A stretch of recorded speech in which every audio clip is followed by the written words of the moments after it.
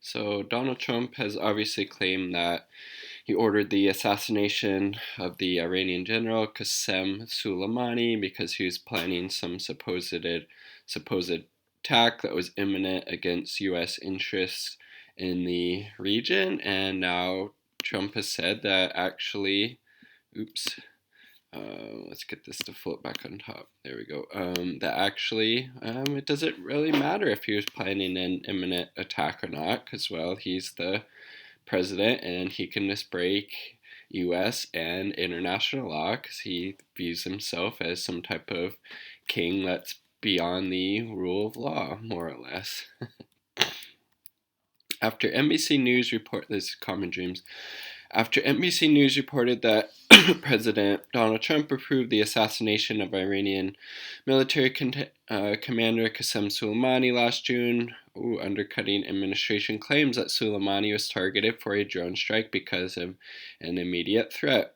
The president claimed his rationale for unilaterally killing a foreign leader was irrelevant if he deemed the assassination necessary. There, again, like I said, Trump views himself as some type of king or monarch who has absolute power and ability to break whatever law he wants, whether it's US or international. But this is a bit of new information that Trump had ordered or approved the assassination of Soleimani last June. And again, that definitely undercuts this whole rationale that Soleimani was planning some type of attack. Again, the media, especially the mainstream media, does a very horrible job of bringing up the point that Soleimani was in Iraq on a peace mission when Trump ordered his assassination. Soleimani was there trying to ease tensions between his country, Iran, and Saudi Arabia, and Iraq, and the Iraqi government and the prime minister in particular were the mediator between those two countries. So it was all a lie, and we now know that actually he did it because he thought he needed to shore up his support among the Republican senators for the Senate's impeachment trial. Trump concluded several tweets about his impeachment, the 2020 presidential campaign, and other topics by reiterating his administration's claim that Soleimani posed an, quote, imminent threat to U.S., but added that, quote, it doesn't really matter because of his horrible past. So here's the quote. The fake news media and their Democrat partners are working hard to determine whether or not the future attack by terrorist Soleimani was imminent or not. And was my team in agreement? The answer to both is a strong yes, but it doesn't really matter because of his horrible past. Yes, all of those things matter. It was illegal under international law what you did. You have violated Iraqi sovereignty. You assassinated, basically the second in command in Iran. You also violated U.S. law because Congress has the only authority to declare war, and that was a act of war. What you did, assassinating a foreign leader of Iran. Good night. And it was all to get more support for your impeachment trial from the Republican senators. It's very sick and disgusting what the President of the United States is willing to say or do for his own personal positions and power. In one tweet, Trump is blowing apart his administration's rationale for killing Soleimani, tweeted Washington Post national intelligence reporter Shane Harris. Administration officials have spent more than a week making various claims about the danger Soleimani posed, including that he was plotting to bomb U.S. embassies, a claim with Defense Secretary Mark Esper. I should say a claim that Defense Secretary Mark Esper wouldn't confirm. On record Sunday, Secretary of State Mike Pompeo openly mocked reports from Iraq's Prime Minister that Soleimani was in Baghdad at the time of his killing to discuss easing tensions with Iran. I mean, that's the type of sick, disgusting warmongers who are dealing with you. Like Mike Pompeo laughing at the notion that Soleimani was in Baghdad trying to ease tensions between Iran and Saudi Arabia when Trump ordered his assassination. This is just, yeah, very low level people in positions of extreme power and authority. So that's the that's the U.S. government in a nutshell. But a White House briefing last week in which officials shared intelligence about so-called imminent threats posed by Soleimani was condemned as insulting and utterly unconvincing by members of Trump's own party. Again, that was both Senators Rand Paul of Kentucky and Mike Lee, I believe, of Utah, who after this, they were supposedly briefed on this imminent threat, this imminent attack that Soleimani was plotting against U.S. interests in the region. They came out and said, this was basically an assault to my intelligence, an assault to the country, an assault to the American people because they didn't provide any type of new information. They didn't provide anything that these two senators hadn't already known in the news, basically providing not any type of evidence for the supposed imminent attack. So, which it's got to raise to a pretty high level for Republican senators to call out Donald Trump as they have it in this case. On social media, some observers wrote that Trump's phrasing of his tweet on Monday could be applied to many of his decisions and his treatment of the truth. Doesn't really matter, tweeted MSNBC political analyst Richard Stengel. He's not saying that just about Soleimani, but about the truth. Those who lie for Trump are then undercut by him.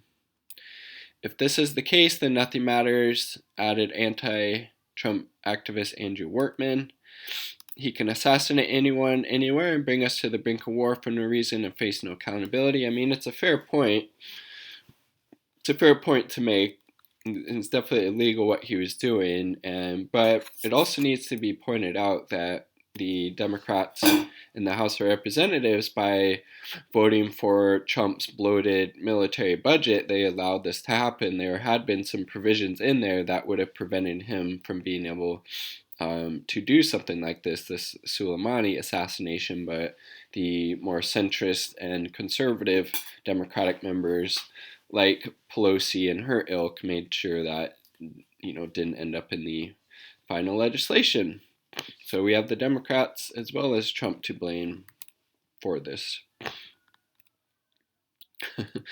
Molly, John Fast, all that line about the justification for killing Soleimani, and then Trump just tweets out the confirmation that they were all lying, but it doesn't matter because when you govern under the doctrine of nothing matters, then nothing matters. I mean, it is. He's basically saying that he lied about committing this war crime, but it doesn't matter because supposedly Soleimani, because of his horrible past, like, what? What are you talking about, man? What are you talking about? And Soleimani was instrumental and had been, I should say, instrumental in the Middle East in helping defeat ISIS, helping get them out of the region. Kind of super important. I think that's why, or at least part of the reasons why, people in Iran had such a favorable view of Soleimani was, he was out there protecting the homeland. But like, this is the president of the United States, the country I live in, which is insane. The fake news media. Yes, the media should determine if that was an imminent attack or threat or not that supposedly he was planning, but if you do a little bit of digging, it's pretty easy to find the information that shows that he was there on a peace mission, trying to, again, ease tensions between Iran and Saudi Arabia. Super important. Trump even knew about that. He encouraged the Iraqi prime minister to go ahead with this to help facilitate, this meeting between, the Saudis and, the Iranians. And doesn't really matter, but it doesn't really matter because of his horrible past. Um, so then, couldn't this same rationale be used for any type of, American official, past or present, whether they be senators or people in the military? Let's say, people who were part of George Bush's torture program that was, started, I believe, in Iraq, and then, kind of expanded out of that. How about those people? So are you saying, people, and what bad things are you talking about exactly? Soleimani was a beloved leader of Iran's Revolutionary Guard Corps. He's leader of the Quds Force, and he helped defeat ISIS. He was beloved. I mean, what the assassination of Soleimani, for in comparison to the United States, it would be we don't really have any like super beloved figures. Honestly, it'd be like the most favorable politician I can think of and I can't really think of any military figures that have that high of a kind of status as Soleimani in the U.S. But I would say it'd be like Iran ordering like the assassination of Bernie Sanders. Honestly, like it's nuts. It's nuts. And then here Trump is saying, well, it doesn't really matter because of his horrible past. And he was he Trump doesn't even know, like he was asked about Soleimani during this interview, and he didn't know who he was. And this person, I want to say it was Hugh Hewitt. If he has a radio show or some type of podcast or something, I believe he was interviewing Donald Trump, asking him about, I'm pretty sure it was Soleimani, but Trump thought he was asking about something else. So he barely knew who the guy was, and just thought the Republicans in the Senate would look favorably upon this, and it would benefit him during his Senate impeachment trial. And again, he's willing to get the United States into this conflict, into a potential war, all to benefit him politically.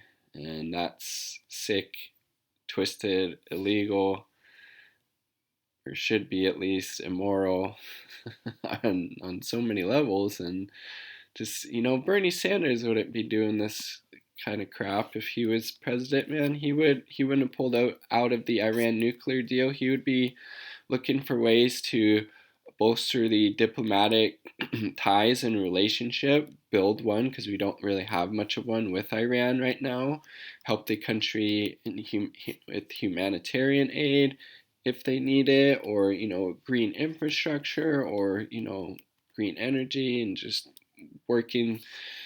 coming from a perspective of peace and wanting to partner with, Iran, and show solidarity with their people, and Trump's obviously the complete antithesis of that. So we need to do everything that we can to get Bernie in the White House, so we don't have, somebody in there trying to get the U.S. into World War III for their own political gain. Bernie 2020, not me, us. Peace.